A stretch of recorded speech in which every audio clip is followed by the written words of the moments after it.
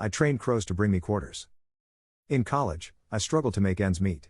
Most of my meals consisted nearly entirely of ramen noodles, garnished with a scrambled egg if my finances were stronger than usual, combined with the weekly splurge of a candy bar and soda each Friday.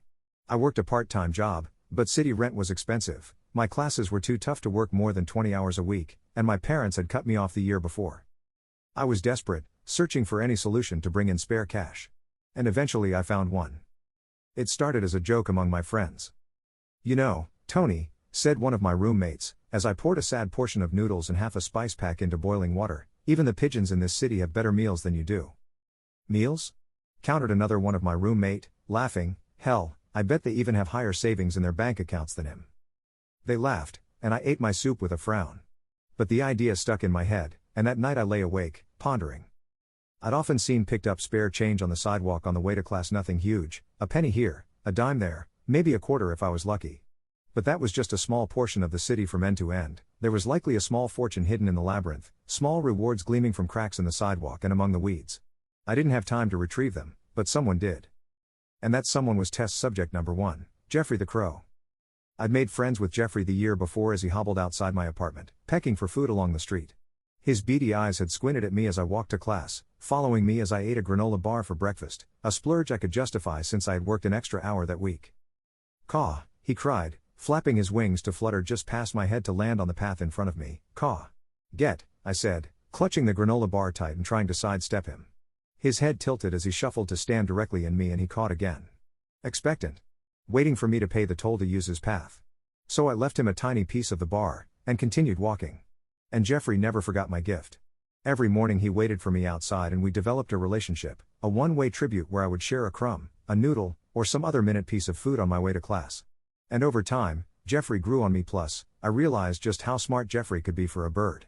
For instance, after a month he learned I never left my apartment on weekends, so he stopped showing up outside my door on those days. And after 2 months, he started giving me trinkets in exchange for the bits of food. They were always small, a bit of string, a button, maybe a hair tie.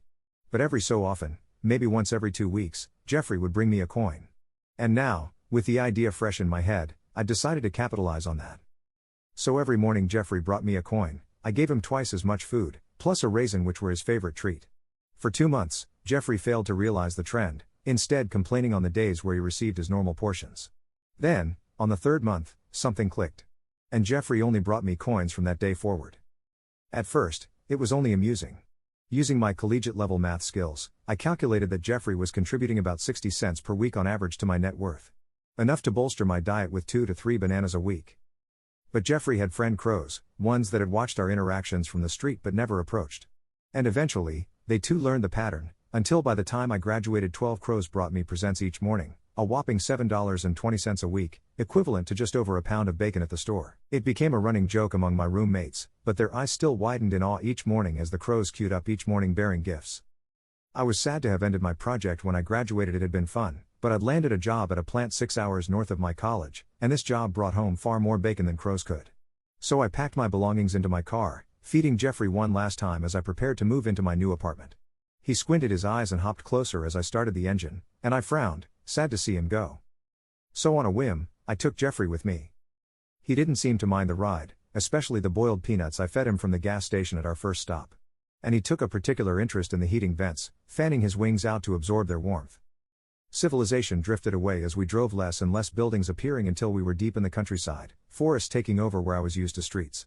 And on arrival I released Jeffrey from my car as I unpacked into my new place, watching him hop after me with each trip until he eventually grew bored and fluttered off.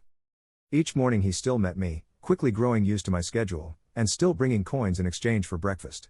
And the other crows in the area were observant to this outsider, watching our exchange, until only 10 days and they too started finding coins for me. I smiled. It looked like I wasn't going to leave my project behind after all. But each day, less coins showed up at my doorstep in the countryside. There were far fewer coins to be found. And Jeffrey started bringing other objects again, nudging them towards me for food, until 6 weeks and there was no spare change left to be found. I felt bad for him, having drawn him away from his home, so I still paid him in full 2 peanuts for each item. Though now there were 12 crows that showed up at my door, and the number was growing each day. And then, one day, Jeffrey brought me something different.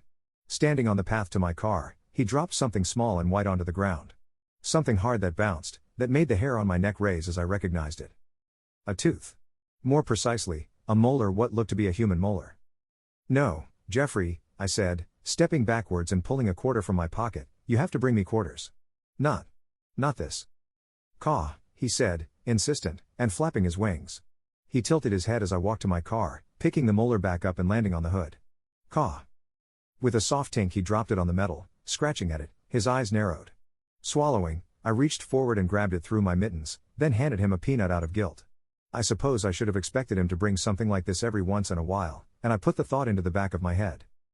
But the other crows had been watching the transaction. And by the end of the next week, their numbers had reached 24. Every morning they flocked to me as I waded through them, cawing and flapping, each searching for a reward. And each with something new in their beaks. They dropped it to the ground as I bit my lip, watching the small white objects come to rest on the concrete.